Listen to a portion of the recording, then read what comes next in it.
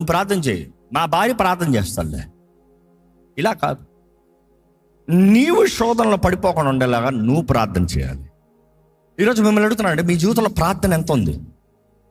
మీ జీవితంలో ప్రార్థన శక్తి ఎంత ఉంది? ప్రార్థన బలం ఎంత ఉంది? ఇక్కడ ఉన్న మీరందరూ నిజంగా ప్రార్థనా పరులా? ఎంత ప్రార్థన? ఎందుకంటే ఎన్ని గదులు, ఎన్ని తలుపులు వేసుకుంటున్నారు, ఎన్ని తలుపులు లాక్ చేస్తున్నారు. ఈరోజు మనం అర్థంలాగా సింపుల్గా ఇలా చెప్పుకోవచ్చు. కావాలంటే ఈరోజు చాలామందికి అపార్ట్మెంట్స్లో ప్రతి రూమ్కి బాల్కనీ అడుగుతారంట. లివింగ్ రూమ్కి బాల్కనీ, బెడ్రూమ్స్కి బాల్కనీ.